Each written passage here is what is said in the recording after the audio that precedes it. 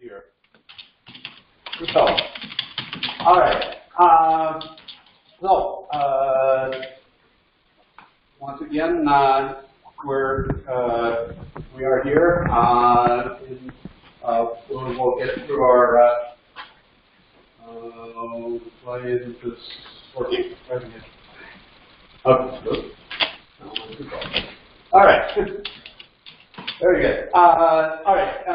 As is our usual practice, just want to have a chance to introduce anybody who is new or maybe hasn't been here in a while. So if you are new, just raise your hand and let us know who you are. These are those who are from Ohio, consultant, just reported a contract down in Tucson, so that's a little bit Maybe welcome.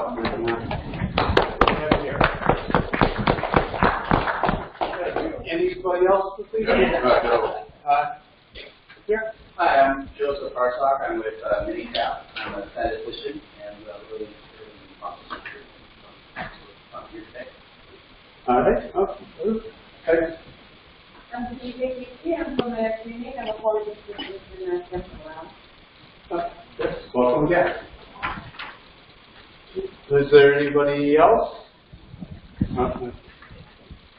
Leanne Shedmeyer, with Park Avenue Solutions. I grew as I feel 2 years ago. And I attended the meeting in October. My wife got transferred here in October and bought a house in September. I'm also newly elected regional director for the Mountain region. So I'm going to be looking for the deputy regional director for Arizona. Anybody knows anybody that can serve in that role? Leanne, welcome, regional director now for the new mountain region. So, welcome. And anybody online, she did ask if you are interested in helping out with as a regional director. She will be in need of some assistance there. So, make sure you send us a message, and we'll get it to Leanne. All right. Anybody else? All right. Well, as also as a practice, if we have anybody that might be looking to change their hands to current employment, you might want to just let us know. Maybe we can get you connected up. Just raise a hand and introduce yourself and what you're looking for. Back here. Hi, my name is Peter. I recently graduated with my master's and I graduated with I also got an ASQ in National.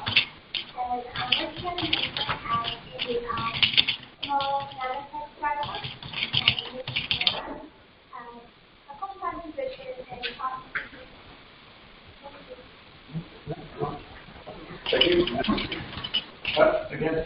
Yeah, I'm actually also looking for a new job. I'm still with Minicap currently, but always looking for something to get into the process improvement and get my hands dirty with it rather than just right now I'm an export and a trainer. So I'm looking to get my hands dirty with getting information. Nothing else, if you are a trainer, maybe you might be willing to do one of these presentations. Yeah. Go catch up with it. Anyone else? Oh. Yeah, it's been a couple months and I'm still looking for a quality engineer to be, I'd like to be working instead of just taking the quality engineer exam. I study the materials and take the exam. It makes me very nervous. I'd rather have some of the actual work experience, doing some corrective action, doing some fault tree analysis. So I'm taking the training at ASQ's website. The simpler training, just learning the basics of the quality. But in work experience, I do have design with a lot of aerospace and industry using CAD and I've done some in-the-field verification, third-party verification like commissioning, and I've done some auditing in hardware. So I just like to build upon that. What's really tricky is finding people that know people for the job. So I'm glad we have this avenue here. For example, there's an opportunity that I've seen online. You never know if those are real jobs, right? They're just online. Does anybody know people at West Pharma? So West Pharma had an opportunity. It was not an engineer I applied and I didn't hear back. So that's what gets real frustrating. And all they're looking for was a documentation verification technician who was somebody who's supposed to follow documentation as the items going through test and process and making sure that what was the modification on the test, match the paperwork, etc. And then went through the test stage, help design the test. Never heard back from them. So, and I figured it's because they wanted somebody to double A. And you look at somebody like the DSME, graduated 25 years ago, and said, why would these guys want this job? So it takes a little handhold with somebody who knows you. Yeah, look up for you. All right. Somebody else over here? My name is Leonard State. I'm a master of engineering student with a background in electrical engineering. I further experience in power generation, transmission, electrical troubleshooting, and also CNC operation. I'm looking to do some networking so that I can get some employment.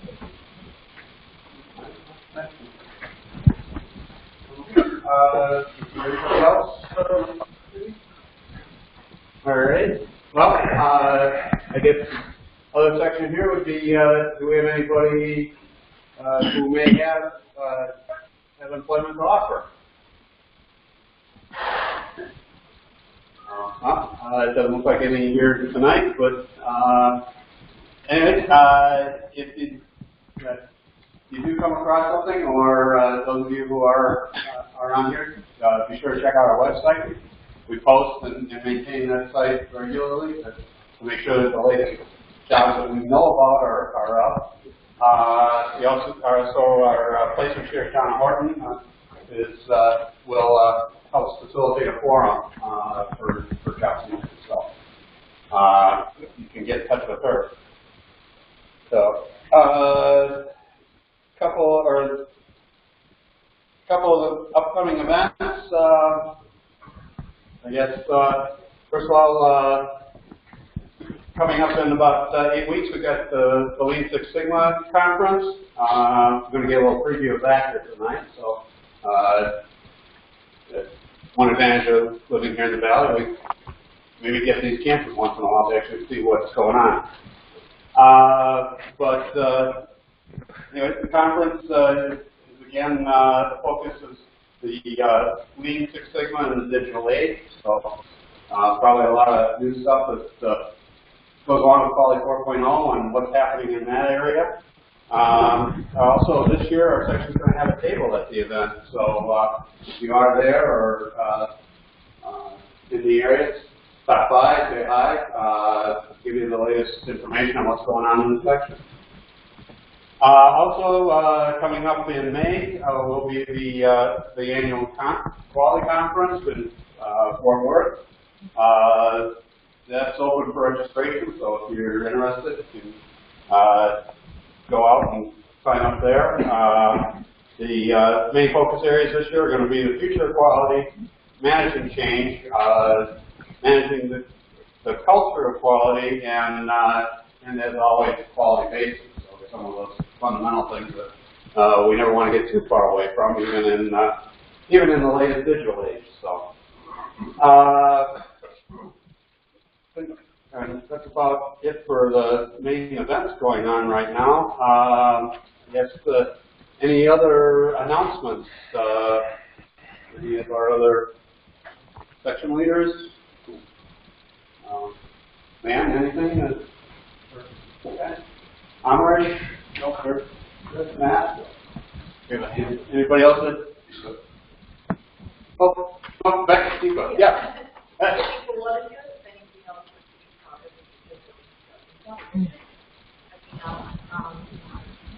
We personally have been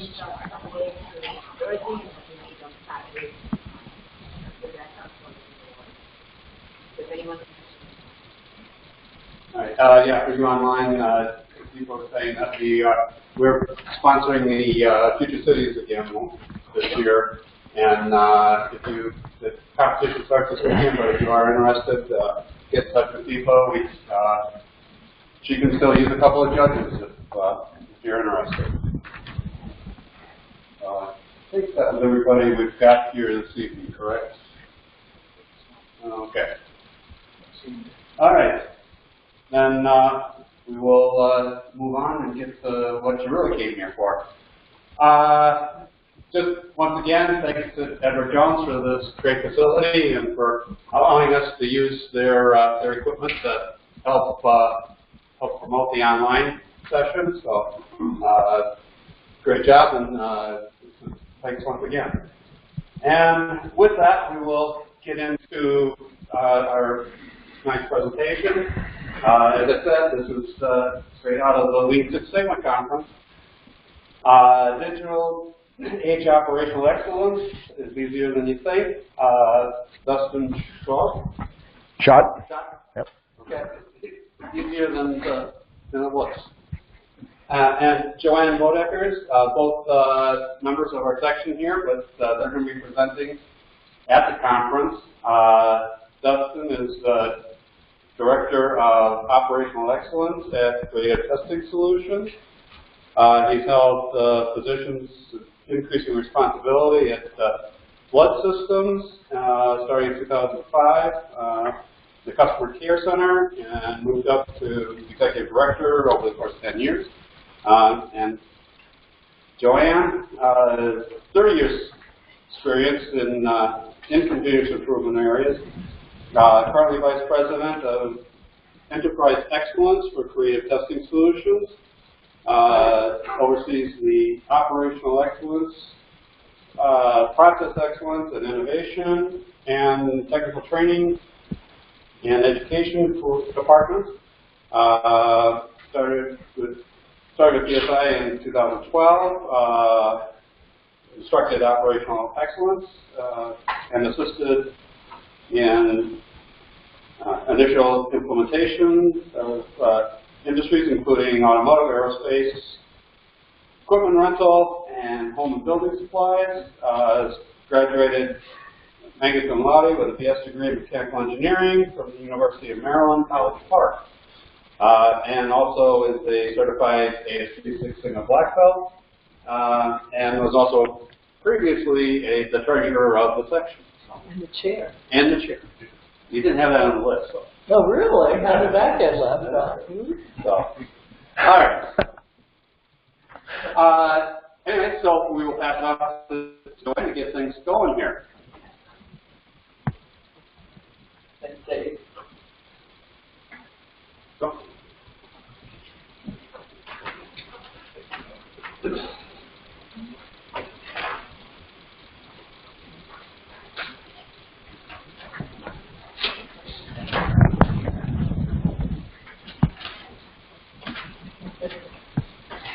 So the very first thing we're going to do, since digital age and operational excellence, easier than you think, is we're going to take a selfie, a group selfie.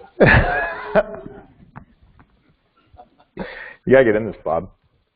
Come on, Bob. You gotta get in this, man. Let's go. He's done Come all on. the work, you know, and then he's just.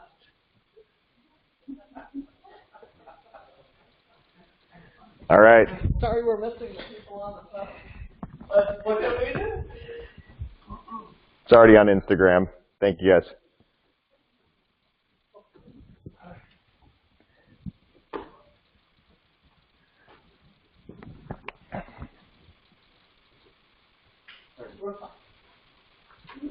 Thank you very much.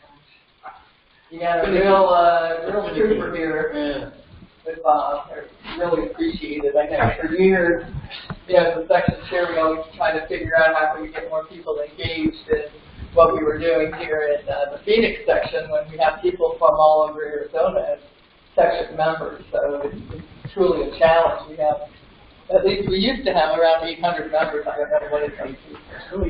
850, so that's excellent. So it's nice to reach out to other people and try those new technologies that I know that, I don't know about you, but I'm kind of afraid of sometimes. And so luckily, I hired Dustin to help me through the rough spots. So a little bit about creative testing solutions. We test the nation's donor blood supply. Recently, we merged with, or acquired, I should say, the Red Cross National Testing Lab. And so we are now responsible for 75% of the testing of the nation's blood supply. So it has definitely changed things up. The responsibility is onerous, I would say. It's exciting, and it only just happened. Our first day of being the new creative testing solution was just January 1st of 2018. And in that time, we've gone from testing 4.5 million tubes, or units, I should say, up to over 9 million tests per year. And so we went from 3 labs that are in Phoenix, Dallas, and Tampa to 6 labs. We added St. Louis, Charlotte, and Portland. So as you can imagine, this is no easy feat. You add on top of that, we basically doubled the size. So we went from 350 to well over 700 employees, basically in a few months prior to that transition. So all the prep up to that point, getting people on board. And along the way, we found that we've been trying to do operational excellence, and we've been engaged in it for about 4 years. And we've been employing the Shingo model. And so if people aren't familiar with the Shingo model, I strongly suggest that you can go to shingo.org and get the download on Shingo model. I think it is outstanding because it really focuses on the culture of the company and not just a set of tools. So 4 years ago, we were out trying to just get things started. And this is in what we call our original lab, so the Dallas, Tampa, Phoenix lab. And if any of you are involved in OE or lean initiatives, I'm sure you knew how easy it was to get started. Am I right? Right? So it's been a journey for sure. And I think that we have definitely been able to embed a lot of the OE concepts, certainly the Shingo model, and we have implemented fully the huddle. So when we acquired these new labs, the challenge, again, was to add those new labs, bring in operational excellence, start up the huddles. What was nice is they actually had some exposure to that kind of thinking already through the Red Cross, but they had drifted away from it.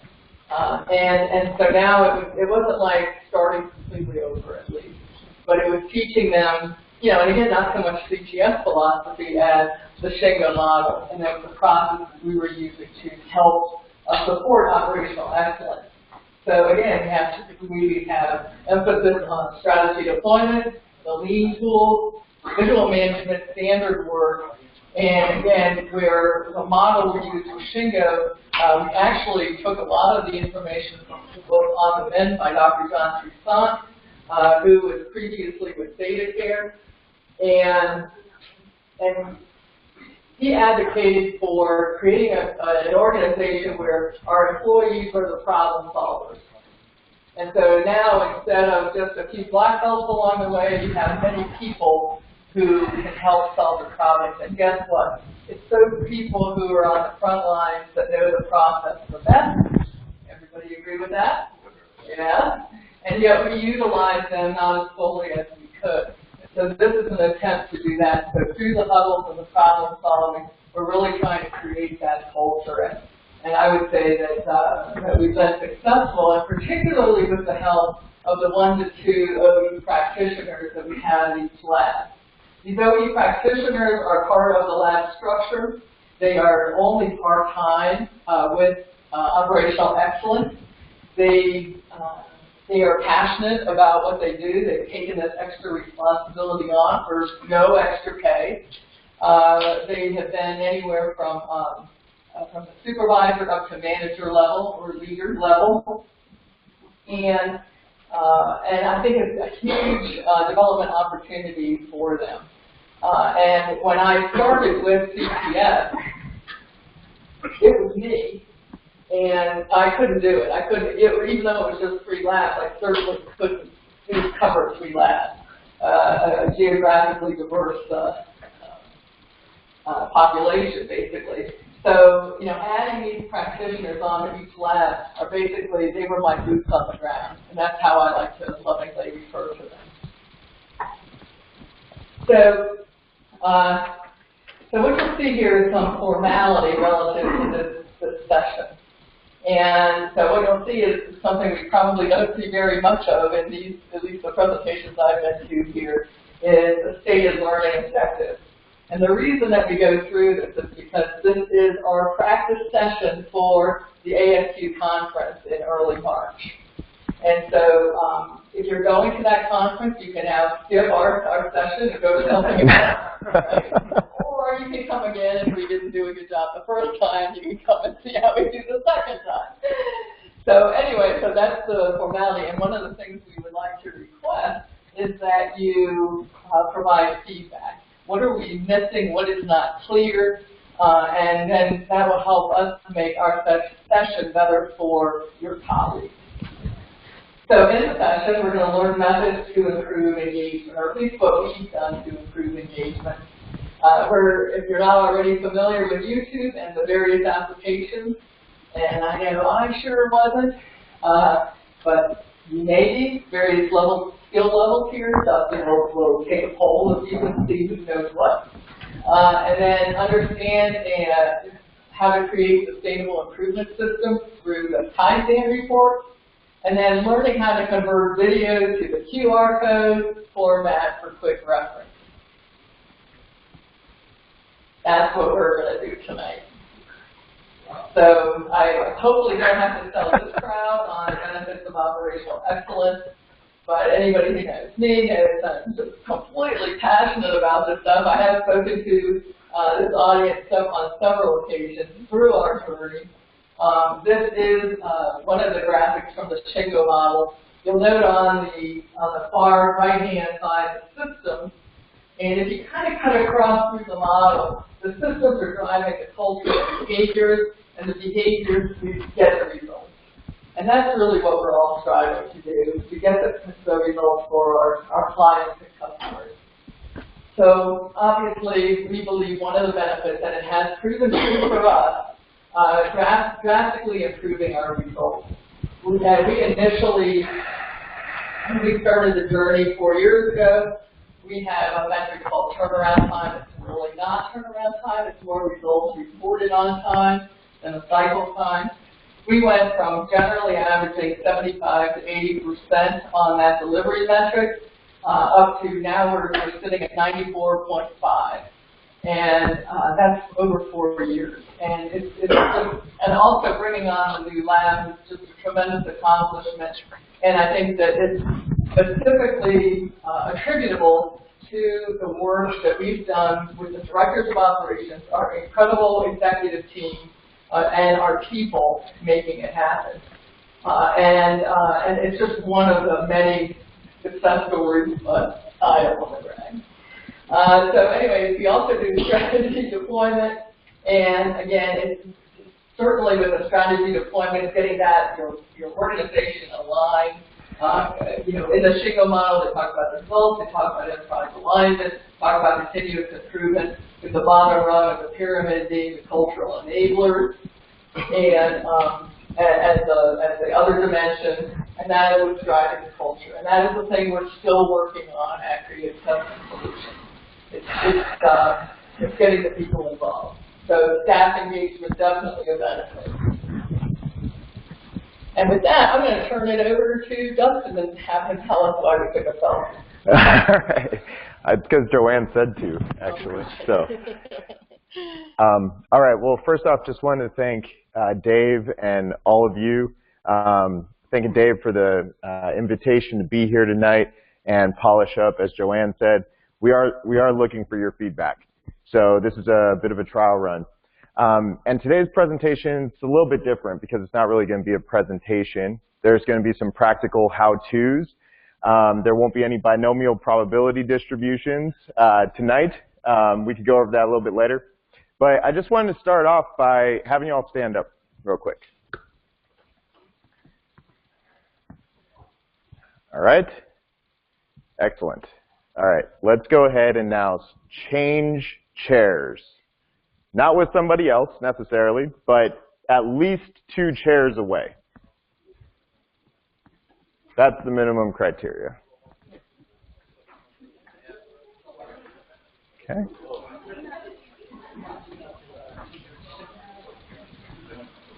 It's not like we're counting or anything. All right. All right. How many of you didn't change a chair? Raise your hand. I could call you guys out if you're not raising your hand. All right. So we got at least, okay, 1, 2, 3, 4. All right, that's a pretty, what's the standard distribution look like, right? How many people moved right away? Raise your hand. Like right away, right? How many people were like, wait, do we really have to move? Right? So it's interesting. At the beginning of last year, I was 2 months in at Creative Testing Solutions. Joanne had asked me to come over, and it was a pretty incredible thing what was happening. So those of you who may know about the Red Cross, that's one of the longest standing nonprofit organizations, very notable. And we had 350 employees who, and you guys don't have names on these chairs, right? These are borrowed. They're tonight. We had 350 employees who were walking around with a Red Cross badge. And some of them had been there for 25 years, 30 years, 35 years. And overnight, with the stroke of a pen, on January 1st last year, they were told, you're going to not only get up and move your chair, but really your entire life. You're going to have a new badge. You're going to have a new protocol. There might be some new policies, but we promise the future is going to be really, really great for you guys. Okay? How hard was it to get up and move your chair? They not only had nameplates, they had pictures, they had their families right there. And now all of a sudden, all of that, their sense of meaning, their sense of purpose, the sense of, I'm here for the Red Cross. We do good. We save lives, right? Now, all of a sudden, I'm Creative Testing Solutions. Well, who the heck are they? So when Joanne had asked me to join the organization, and she said, this is what we're going to be up against, I said, of course, right? Just like you guys would have. And there was one reason, and it's because I think that there is some science behind the emotional intelligence piece and behind the engagement piece. And I wanted you all to just take a look at this statement because until recently, I had never seen this. How many of you struggle with engagement at your organization? Whether that's leadership engagement, frontline engagement. How many of you are really doing well with it? How many of you would say you have a perfect culture and everybody's engaged? Okay, if you didn't raise your hand on one of those two, right? Excellent. Okay, so that means 2 of you guys are 33% of the workforce. So if you have a bad day, that's a big, right? What do you think about this statement? Engagement does not create execution. Execution creates engagement. What does somebody think? Yeah? So I think one of the learning techniques that's very commonly used is when you have a training environment, people go around and introduce themselves, and make them engaged. They're much more, they're executing, they're saying something, therefore they're much more engaged in communication. And I think that that's definitely true. When you do that empowerment, you're going to see a lot more results from that execution, and people are not going to just going to snowball. They're going to want to see, they see the successes, they see their results, they're more satisfied, that engagement will drive. Excellent. Right. There's a key word in there, empowerment. How do you create that? Who else? Who else has a story, maybe? I'd like to hear an anecdote from somebody who raised their hand to a highly engaged workforce. Have you seen this be the case? Go ahead.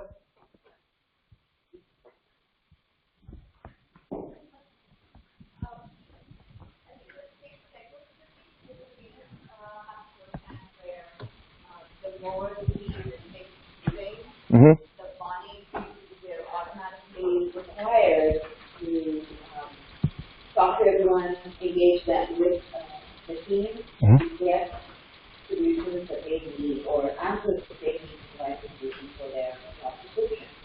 And as that goes on more and more, you truly have a team that now you can say is engaged and also is that of working together. But still you have that inertia person for actually thinking that you have the learning curve, but truly there is no learning curve. You just get done. Right. Get into that conference room and hash that out. Right. Do that, I think, is change. What an incredible thing, right? Behavioral change. It's got to be one of the hardest things. We can track reports and we can tell people what to do all day, but to actually change an entire team's behavior for the positive, and that word inertia, right? The momentum.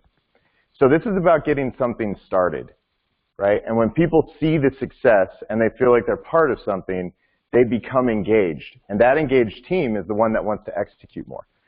And we think that there's a little bit more to this. And it's not just about having a pizza party, and it's not just about celebrating a big success.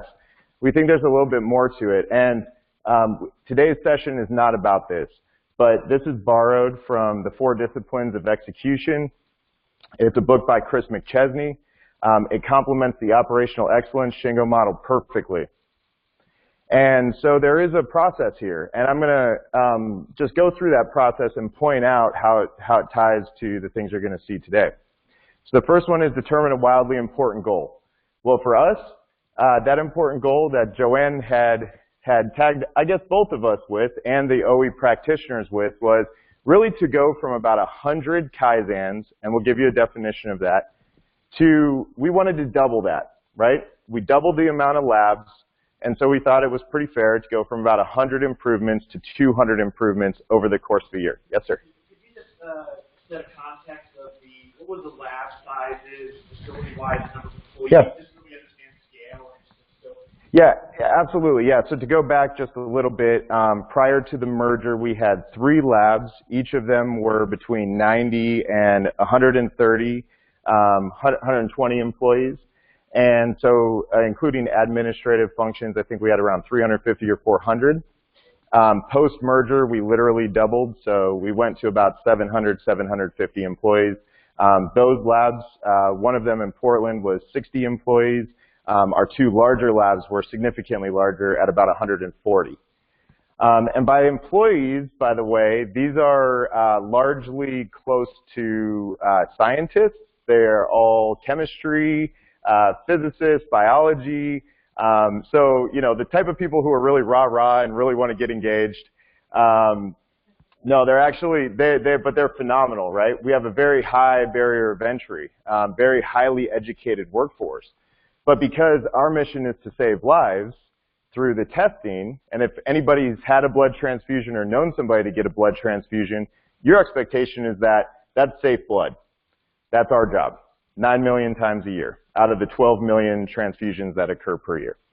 So they take their job very seriously. And so improving a process is considered a risk. It's considered a threat. It's a threat to quality. And so just to thank you for that question, I appreciate that. So that kind of gives you the scope of this change. So then we determined acting on the lead measures. So for us in operational excellence, we thought to rally the engagement, we really wanted to see the lab participation. These were artifacts. If you actually showed us evidence, and we'll go over the template, and we'll show you some examples, but these are the artifacts of that engagement. It wasn't a feeling-based. It was let's actually see the proof documented. Creating a scoreboard. So this happened by having just weekly routine meetings and never missing. And we simply said, how many improvements got done last week? And we had them set a goal for themselves for the following week. So each lab's OE practitioners was able to say, here were my improvements. Some weeks they had 0, right? life gets in our way, work gets in our way. And so they're like, yeah, this week we didn't have any. The next week they might show up with 2. But then all of a sudden you start seeing 6, 7. And what happens there is that the team, through that little bit of a peer pressure competition, they started kind of competing against each other. We never gave them a goal, but we kept score. And we highlighted victories, and we showed them who was engaged. And we recognized people. And the last thing here is that cadence of accountability. And so if a lab had not brought forward some Kaizens, and maybe it was going 2 weeks, 3 weeks, and they said, no, we don't have any, no, we don't have any, it was amazing to see the team kind of respond and say, oh, okay, you know, you didn't have any, well, what are you going to do this next week? And they started making those commitments. So it's a simple formula here, but it's hard, right? The bullet points, but I also want to translate that to what we actually did in order to make this happen. Our result, our goal was to go from 100 to 200. Our result was that we had over 600 Kaizens last year in the face of a merger. In the face of systems changing, badges changing, benefits plans changing, pensions changing. People did not know even which way was up, but they were engaged and they were ready to go. So that is today's evidence, if you will, and we wanted to start with the results rather than have it to you at the end. And it's possible, and they were having fun. And so I want to talk to you about what a Kaizen is at CTS. Some of you, I'm sure, have different definitions. For us, it was to get as simple as possible. So a Kaizen, for documentation purposes, came down to this document. And one of the first things that we had to do was standardize the template. Now, this is an eye chart, so please don't try to read it. But the point is that you have to standardize, and you have to be specific.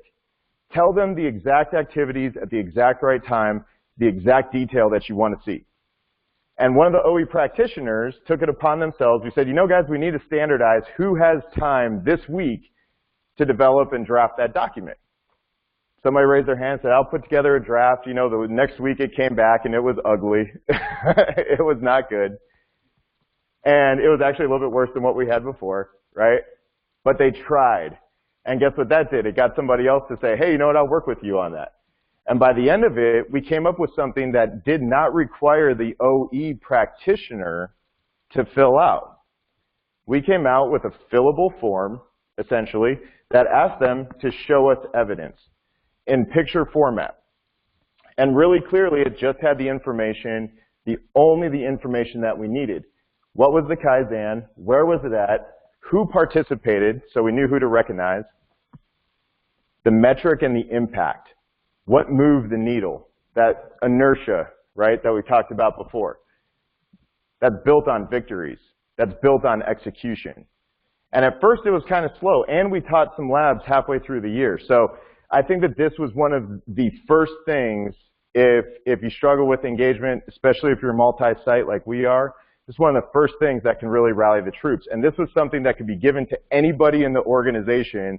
They say, here's the criteria, please fill this form out. And this is what we got back. So unfortunately, I didn't have all 600 here tonight. We only have 2, because we have some other things that we wanted to kind of show and show you guys how to do. But it was these really cool kind of visual management items at the beginning. So it was a messy closet. It was a cluttered, office. And in a scientific laboratory, you just, a lot of times, especially where the action is happening, every single thing is exactly where it needs to be. It has to be. But then you have all these other places. Where do you go for the supplies? How many boxes of gloves do you have? Where do the carts go? And so Joanne did a fantastic job setting the stage for this, because she introduced operational excellence foundational principles. She introduced visual management principles. She got the original labs, the original 3 labs behind this. And what happened when we created that type of environment was that the new labs started to replicate what the original labs had started, because now that was the new standard. So what we thought was a major disadvantage in the merger actually ended up being our strength. It actually ended up being our strength. And now the new labs in a couple of pockets are actually outperforming the original labs, because they're on that path, right? They're on the upward path. And then that path is never straight, right? It's always a bit curvy, but you always hope to end up somewhere better than where you started. This was another one, and yeah, just an absolute mess. These were reagent carts, not placed in any order, making it difficult. So we really wanted to capture the picture because that's what this is all about, right? Today people are very visual. Most of you have already tuned out to probably 80% of what I'm saying up here. But these images that are on the screen, you'll probably remember. And that's what the staff remembers too, right? And so when you can couple that with the recognition behind that, right? And that's what it takes is the effort to recognize those people doing the work. And that's what this provided us, is an opportunity to basically somewhat automate a system of improvement. And that speaks to what Joanne had said about the Shingo model earlier. Though we want to know the prior condition and the improved condition and what actually moved. Yes, sir? Yeah. I don't see where it's quantified in terms of what the improvement value was. Yeah, so we specifically didn't show the measures on this. These were really visual managements, but we do have it right there for metric and impact. In this case, it was kind of the organization or visual management territory, which we highly encouraged. I would say probably 75–80% of the Kaizens ended up being the visual management type. But what leaders don't recognize, and sometimes what we don't recognize, and Joanne was the one who taught me this many years ago before coming to CTS, was that it's all about the little things. It's all about getting somebody to change their seat. Because if you can get them to move 2 seats over, you can get them to move 2 seats over again. But getting them to move the first time is a lot of time the hardest. When you take somebody who hasn't moved their seat in 30 years, and they go and they put tape on the floor, okay, you have some momentum going, and people start to recognize it. They say, I never thought Bill would do an improvement. He comes in, he punches in, you guys probably all have, one of those people in mind, right? But they get engaged and they get behind this. So we very much encourage even the small things, even what we couldn't quantify, and what ended up happening is we ended up getting significant financial benefits because it was small, unknown, and then all of a sudden, big change. Somebody had a breakthrough. Somebody now is engaged enough to have their light bulb turned on and get their ideas out there. And I think we're all hungry for that as well. Yeah? So if I may, I think one of the advantages that we had is that our leadership team, it was never about the money. I mean, I know we're not for profit, but we still have owners, right? We still want this, and we have external clients who want their testing prices low. But it was never about the money. It was all about developing the kind of culture that we saw as an advantage. Yeah. And so we knew through all these experts, we weren't at year 1 with Lean. We knew after 25 years of Lean Enterprise Institute and John Shook and all those people, we know this stuff works and it will deliver the results. So I think we had a decided advantage in not having the pressures because I've worked in those organizations where you have to deliver dollars every stinking day. And it makes it very painful. This, we knew it would come. Yep, that's an excellent point. And we actually never had to say, go out and save money. We never said it. If you have the right leading metrics, by the way, which we kind of talked about back here, right? If you have the right lead measures and you're creating the right scoreboard, people will rally around that. And very rarely by the time it rolls out to the front, does it ever sound like it's dollars that you save. It actually should be the right leading metric. But that's a different presentation entirely. So, yeah, we want to get into the kind of the brass tacks. So, okay, now we know, here's how you kind of get, yes? No, yeah, sure. Could you maybe talk again a little bit about from a context standpoint, what was really the driving force that motivated such an aggressive strategy to change? And was that leadership? What was the driving force? And also, how much preparation did you do? Was this a plan while executing, or is it a plan, everything, like train some of these OE guys? How much of that prep work was done before day 1? Mm-hmm. Yeah, great question. So let's kind of, we'll tear that apart. So the first one was the leadership, right? Leadership set the stage. And there's no question that from the CEO, to each one of the directors of operations, that's the head person in each one of the labs, I mean, they are talking Shingo, they are talking the operational excellence model, right? What kind of initiated that reason to change? What was the driving force to get the leadership to say, hey, we need to do something different? Well, I think Joanne could answer that one perfectly.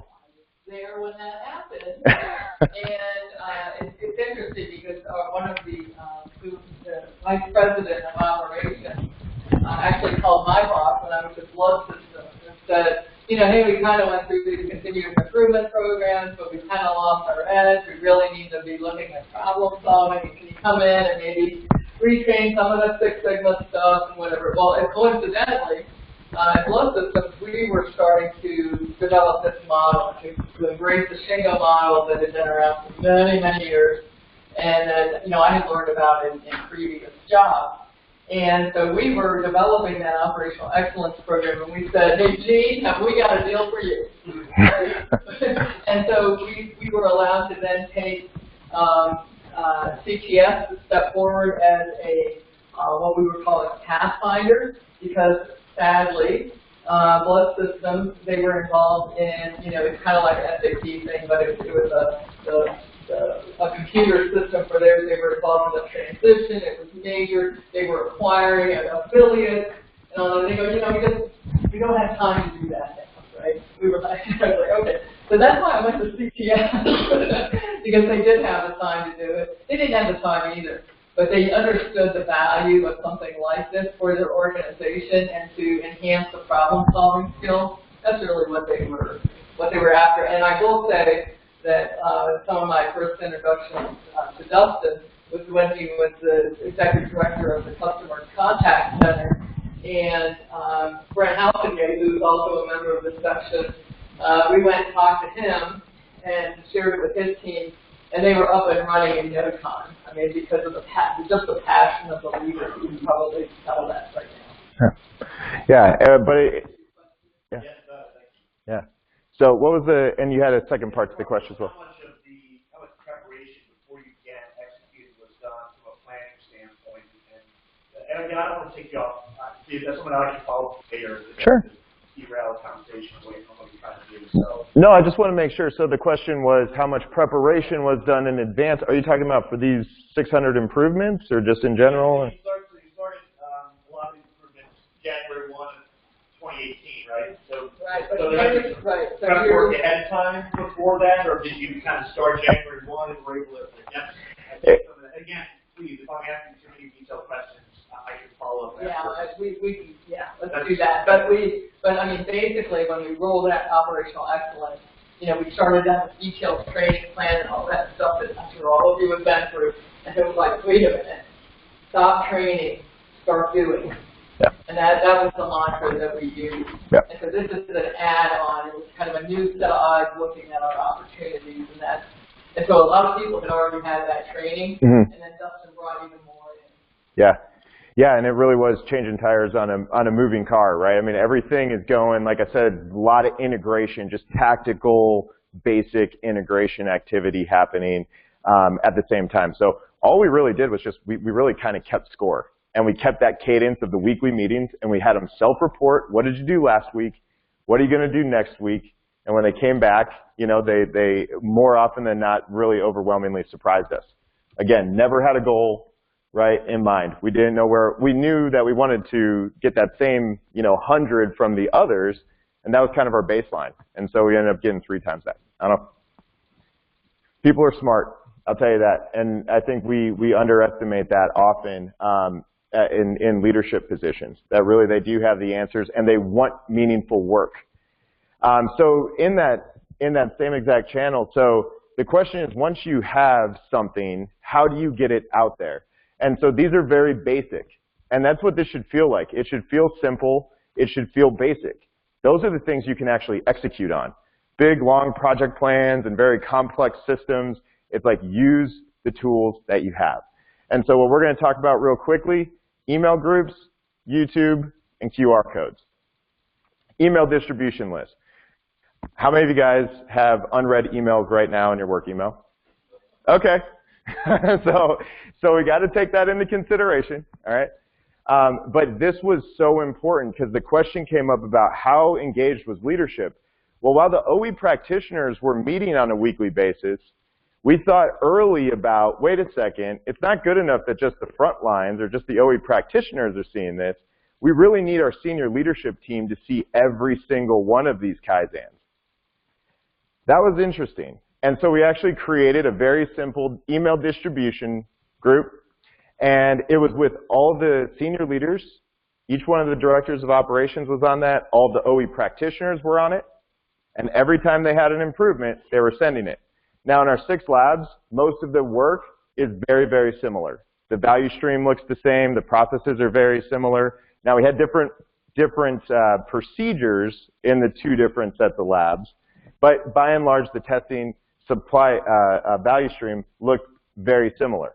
So as these Kaizens were starting to produce, you not only had a little bit of a competition. Oh, we see Tampa, they had 6 this week. We saw St. Louis, they just had training a month ago, and they got 20 this month. People started to see that, right? And so you have to put it in front of them. But we also started seeing collaboration. We started seeing people that had a Kaizen in Dallas, and then Phoenix took it, and they made it better. And then Dallas said, that's awesome, we like that, we're going to do the same thing. Okay, and our mantra was one team, one mission, one CTS. And now we had artifacts of, we're actually behaving as one. We're not just saying, let's be one. We're actually, here's evidence now that we are collaborating. And we continue to see some of that. The knowledge transfer and sharing, recognizing the employee effort. It was all about them. Every time, it was about them. It was the person who put the Kaizen together on the OE practitioner team who was the one sending out the email to all of the senior leadership. That's great recognition for somebody who's at a supervisor level or manager level. They're getting that exposure. They're getting their name out. But more importantly, they're recognizing the people who actually made that improvement happen. And who needs to see it? I think we talked about senior leaders, but really for you all, it's identify those key stakeholders. Who are the influencers in the leadership levels, or who are those spark plugs in your different work teams? Those people, when they see somebody else who's changing their chair and making things better, then you're going to naturally create that momentum. All right, who has Google? Who's got a Google account? Okay, so go ahead and pull out your smartphone. So usually that's taboo and this kind of thing, but we're going to all, go ahead, you can pull your smartphone out, it's okay, and go to youtube.com. You can go to youtube.com. And when you do, you can actually go to sign in. And lo and behold, since Google owns YouTube, you already have a YouTube account and may not have known it. Now, this was interesting because there was a policy discussion here about videos. So in addition to those paper document Kaizens, we also had videos that were being produced. And there was a big debate over, well, wait a second, we can't have our videos exposed to the public. So that was a no-go.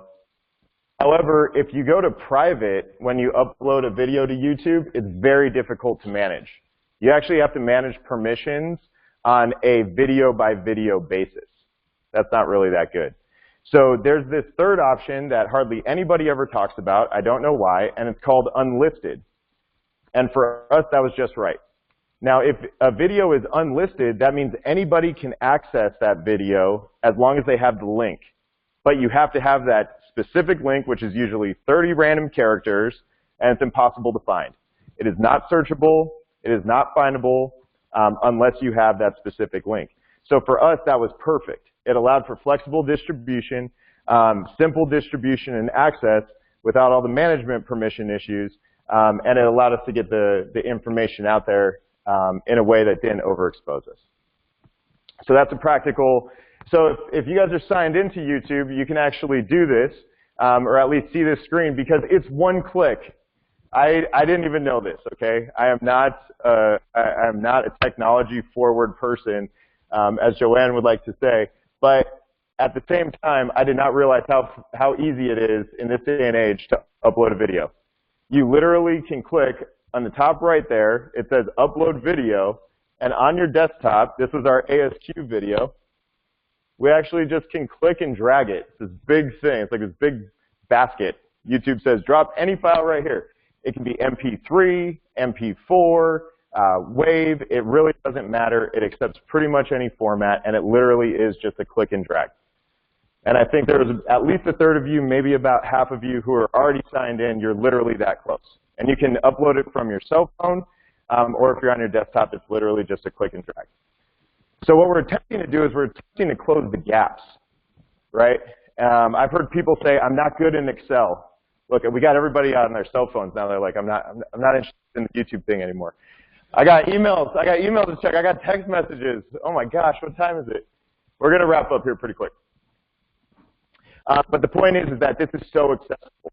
And I don't know if you're like me, I've met people that have said, I am not an Excel person. They go, I'm just not an Excel person. And they won't even do the simple sum formula, which is just equals sum, right? And then parenthesis, and literally just click and drag the cells. They go, I don't know how to do that. That's really crazy, right? So YouTube is like the new Excel in the sense that I think people don't really understand how accessible it is. Most of you have access to it, and you may not have even known. And now that you do, it's literally just a point and click away, and you can get something posted. And again, now leveraging the unlisted format allows you that privacy, but you can still distribute to who you need to. And it really was perfect for us for improvement videos. So we had some cool improvement videos, some training and teaching. Most of them were less than 3 minutes. Editing software was not needed. Like, it's not absolutely needed because you can just upload, obviously, a native file. But there's some really slick, very user-friendly editing software out there that used to be thousands and thousands of dollars. Now it's literally a less than $200 license. So we were able to add some sound, and we just wanted to show you an example. So Bob, if you could help load us up. It'll work as well as it did in the preparation.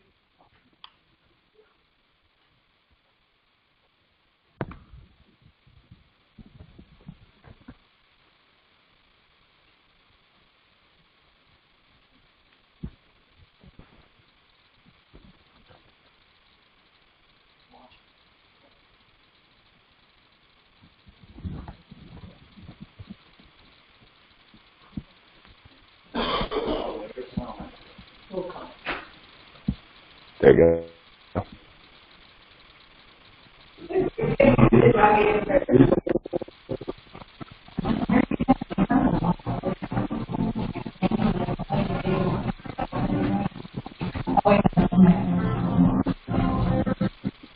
I'm on Picasso. I've been a musician for 2.5 years, and some of the best improvements I've made is that workflow efficiency.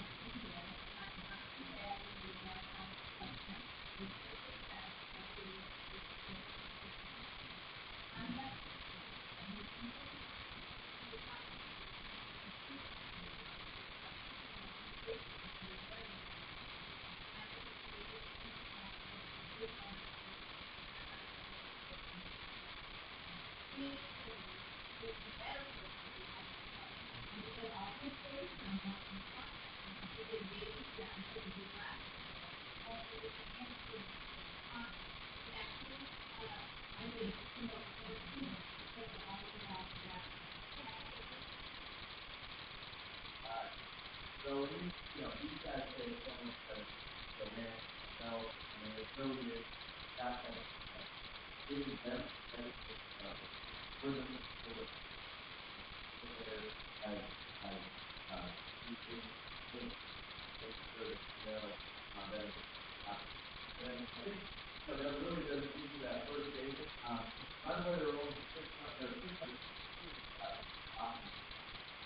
we aren't really sure how many undocumented there were, but when you go out into the lab, a lot of times I really feel like there's even more that were undocumented. They didn't want to credit or they didn't want to time. As these reports, they didn't take So, one of the last things, and probably not much of is inside of those items really want to get that accessibility. And so here's where these concepts come together. So the Kaizen approach is and then the other side, so how is the frontline staff, by the way, 80% of our workforce is not out of their own. There are lab techs on the front line, triple laboratory graduates, laboratory assistants.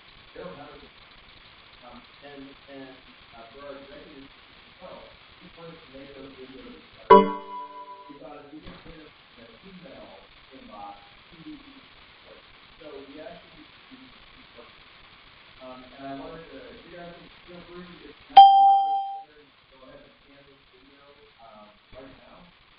Go ahead and send Martha this down. You won't go over the video right now. This is a 30 seconds.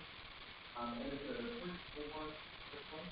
But I think most folks just go to the barcode scanner and the QR code right there. They don't pop. Has anybody generated this barcode? Sure. So on you. So QR code. Not only do they not pop, they're actually. So if you will through QR code generator, that one's right here. It takes literally 10 seconds, and all you have to do is copy and then paste the QR code generator, whatever if you not the time again or if you don't want to switch around that process. But it literally takes 10 seconds. Once the video is populated, copy paste that string URL, right? QR code, and the next thing you know, 0.5 seconds later, you have no fucking QR code that can send you. So again, everything that we got there, things that we have right now. And that's what we wanted to do. This is really the last 5 and 6 months. But today is going to be very fast, very soon. Inexpensive or no expense at all. Tools that are in front of us work for us. But again, it is part of the course. So we're just but just a summary, but first engagement from research, very effective. So we put out a clinical argument, also learn how to convert more bigger market. And with that, thank you guys very much. I appreciate the time tonight. So I think that's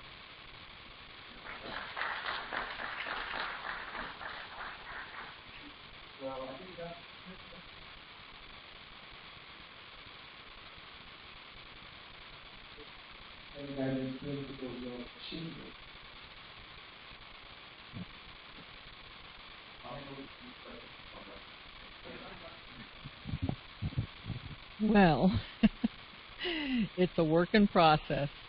Our energy has been spent on the cultural enablers. So that is the respect every individual and lead with humility. It is the hardest one to do.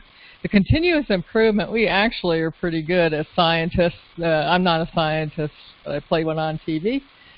But there are many people who are very comfortable with those tools, maybe need some dusting off, but generally okay with that. The alignment we were able to achieve through the strategy deployment and certainly getting the results for the client, that's really what it's all about for us anyway. So it's getting it in front of people, but it's not like we sit there and teach all this stuff.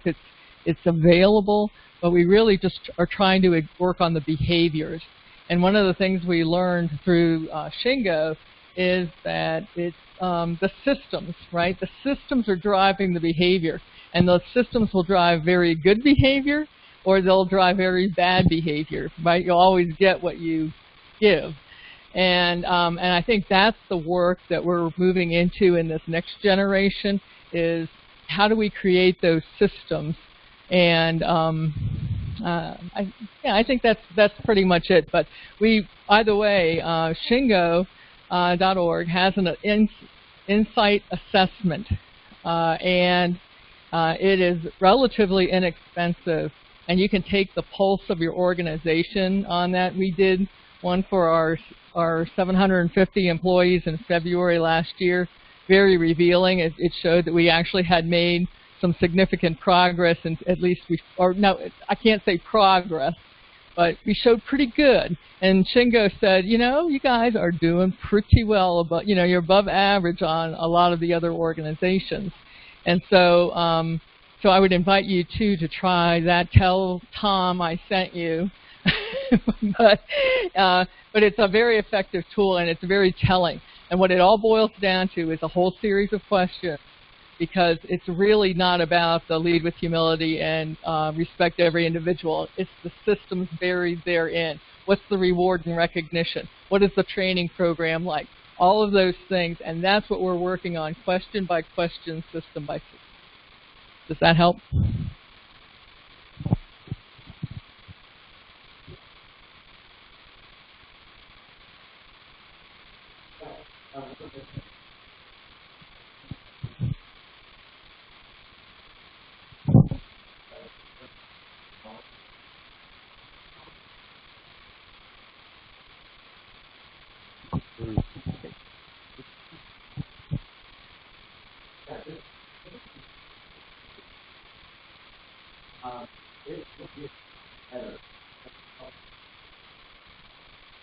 And so I remember 2000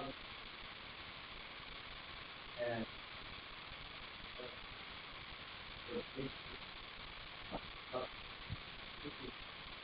policy for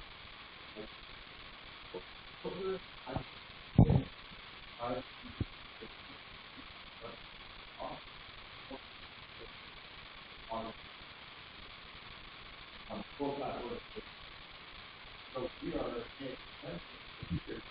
over So, on 28, right, we saw it. Right. I think most of the things that quality on state are going to have a full thing. Some of us have outward stores, but it's true dollars there. That's why I really got it. You did that. You wanted to leave it alone. Right? I know that now we yeah, so it's really more on the record. Yeah, and let me just add that I probably have cautioned this audience before about this, but there's this book called Ideas Are Free, and if you're involved in any suggestion program or whatever like this, read that before you institute any financial reward programs, because they're ultimately destructive, I would say.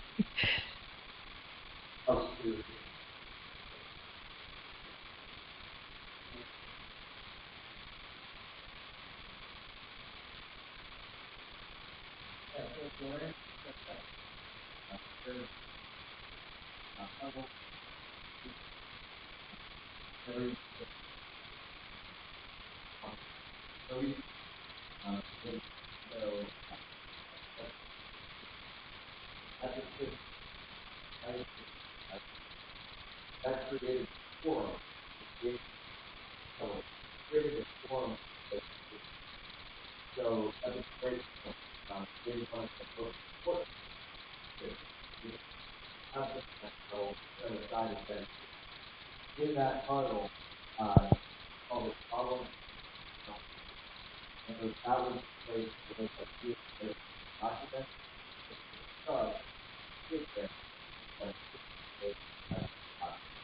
so we really did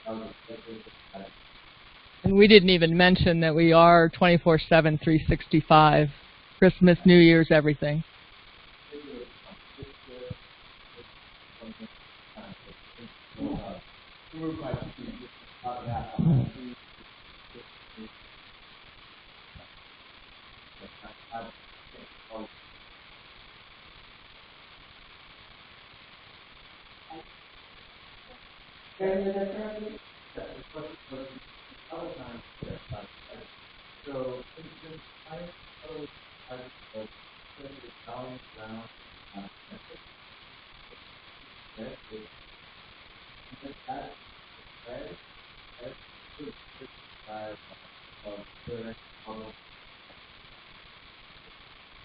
So, and then first, and the counter,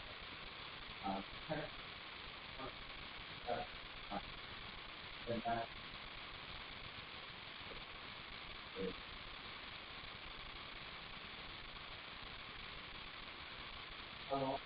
and how long no longer than, and because everybody's on the clock, we have that have to get out. So it's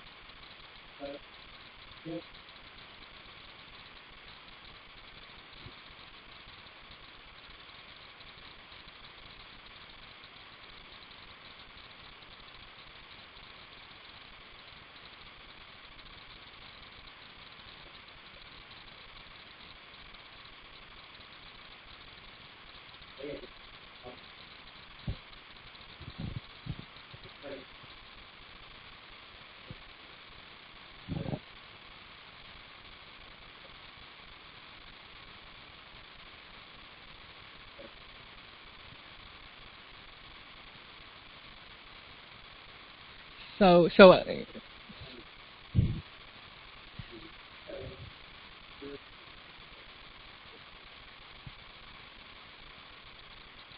well, we'll be on it forever, and actually this is year 5 for us. It's just the new labs that were added on. So, and yes, we have a robust deviation management system, and we tap into that as well for our improvement ideas.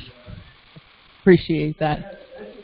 Actually, we don't make any mistakes, so that would be hard to find those.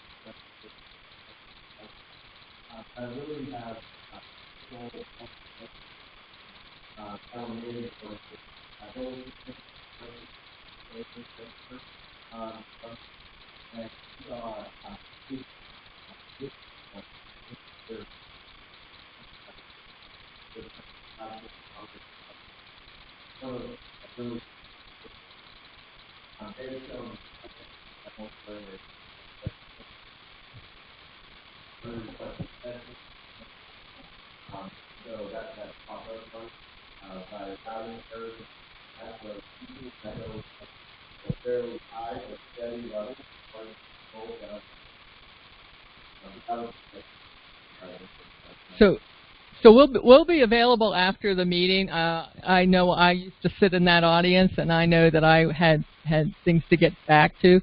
So we will stay after to answer questions, but we really appreciate your time and attention. I would personally like to give a shout out to Jennifer Kirsten, because she works for me, and she is a premier senior document control specialist, and she has bailed us out of a really significant problem. And so I just wanted to give a shout out to you, because we couldn't have done it without you. There's a lot for us too. Yes, I know that. Okay. All right. Well, thank you much. Just want to get a little practice with using QR codes. One is one receipt. Take that. They'll get you to our survey. We want to get the out of this presentation. We'll get that information back to Joanne. Also want to know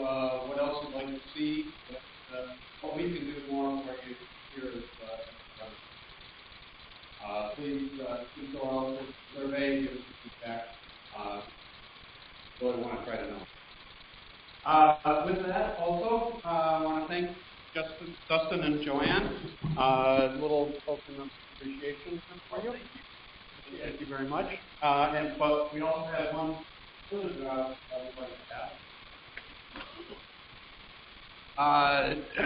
Draw tag here.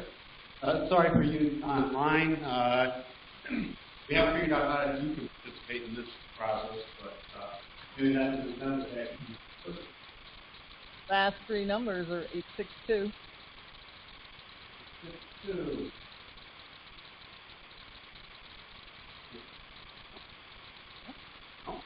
Oh, let's draw again. All right.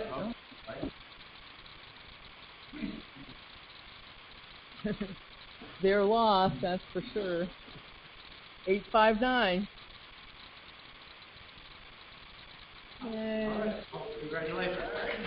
Well, before you here and continue materials, once again, we want to thank everybody for participating in